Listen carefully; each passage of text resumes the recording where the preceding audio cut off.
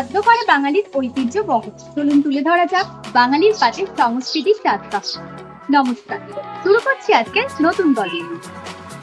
একসময় কলকাতা ছিল একটি ঔপনিবেশিক শহর। এই কলকাতার অলিতে গলিতে নানান বিপ্লবী ইতিহাস লুকিয়ে রয়েছে, ছড়িয়ে রয়েছে নানান গল্প, যার মধ্যে রয়েছে ভারতীয় থেকে শুরু করে বামপন্থী, নকশালপন্থী এবং ট্রেড ইউনিয়ন আন্দোলন। তবে জানেন কি, আমাদের এই প্রিয় কলকাতা কিন্তু নানান নামে পরিচিত, যেমন ভারতের সাংস্কৃতিক রাজধানী, ব্রিটেনের শহর, বিপ্লবীদের শহর এবং আনন্দের শহর।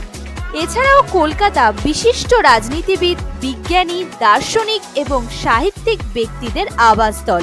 তাই এই কলকাতা হলো এমন একটি স্থান যেখানে নানান জাতির, নানান ধর্মীয় মানুষের আবাসস্থল।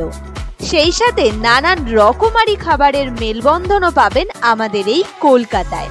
তেমনই একটি খাবারের সন্ধানে আমরা সেদিন গিয়েছিলাম মধ্য কলকাতার চাঁদনি চকে অবস্থিত সাবিরস হোটেলে। এই হোটেলটি 1948 সালে সাবির আলী প্রতিষ্ঠা করেছিলেন।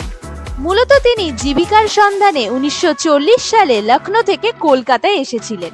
তার দুচোখে স্বপ্ন ছিল তিনি এই কলকাতায় নিজের একটি রেস্তোরাঁ স্থাপন করবেন। কিন্তু স্বপ্নকে বাস্তবায়িত করা এতই কি সহজ? না, সহজ নয়। তার জন্য সহজ ছিল না। তাই তো প্রথম দিকে তিনি টিটাগড়ের একটি হোটেলে সাহায্যকারী হিসাবে কাজ শুরু করেন। কিন্তু তিনি নিজের রেস্তোরাঁ স্থাপনের যে স্বপ্ন দেখেছিলেন, সেই স্বপ্ন সর্বদা উজ্জীবিত রেখেছিলেন। দীর্ঘ 8 বছর পর অনেক প্রতিকূলতা পেরিয়ে তিনি তার স্বপ্নকে বাস্তবে রূপ দিতে সক্ষম হন। প্রথমে তিনি একটি ছোট্ট দোকান নিয়ে ব্যবসা শুরু করেন, যেখানে মাটন রেজালা আর সাথে তন্দুরি রুটি নিয়ে পথ চলা শুরু করেন। তাই এই দোকান কিন্তু মাটন রেজালার জন্য খুবই পরিচিত। এছাড়াও এখানে অন্যান্য খাবারের মধ্যে অন্যতম হলো চিকেন ভর্তা, চিকেন চাপ, মাটন বিরিয়ানি, তন্দুরি রুটি আর ফিরনি। তবে আমরা প্রথমেই নিয়েছিলাম চিকেন ভর্তা আর সাথে তন্দুরি রুটি। আচ্ছা, জানেন কি, চিকেন ভর্তা আসলে পাঞ্জাবি চিকেন মশলার একটি বাঙালি সংস্করণ। আবার অনেকের মতে চিকেন ভর্তা মূলত পাঞ্জাবি খাবারের একটি পদ, যা পরে কলকাতার সংস্কৃতিতে মিশে গেছে এবং জনপ্রিয়তা লাভ করেছে। কলকাতা শহরের এই খাবারটি উত্তর ভারতীয় এবং বাংলাদেশি রান্নার একটি সংমিশ্রণ হিসাবে পরিচিত। আর এখানকার এই চিকেন ভর্তা আর তন্দুরি রুটি স্বাদে এবং গন্ধে ছিল অপূর্ব সুন্দর। এরপর আমরা নিয়েছিলাম ফিরনি। এই ফিরনি কিন্তু একটি জনপ্রিয় মিষ্টি, যা মূলত মধ্যপ্রাচ্য এবং পারস্য থেকে এসেছে বলে মনে করা হয়। পারস্যে এই ফিরনি সির বিরিঞ্চ নামে পরিচিত। তবে অনেকের মতে মুঘলরাই নাকি ভারতে ফিরনি নিয়ে আসে। আবার কারো কারো মতে এটি ভারতীয় উপমহাদেশের পায়েস বা ক্ষীরের মতোই একটি খাবার। তবে ফিরনিতে কিন্তু চালের গুঁড়োর ব্যবহার করা হয়, যা এটিকে পায়েসের থেকে কিছুটা আলাদা করে।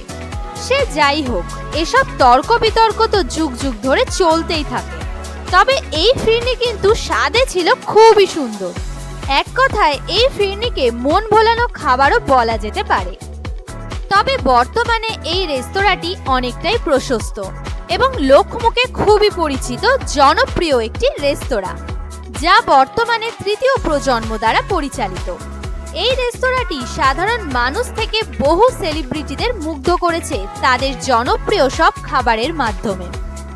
আর দোকানটির লোকেশন ডেসক্রিপশন বক্সে দেওয়া রইল। আপনি যদি এখানকার এই সব সুস্বাদু খাবারের স্বাদ পেতে চান, তাহলে একবার ঘুরে আসতে পারেন এই দোকানটি থেকে।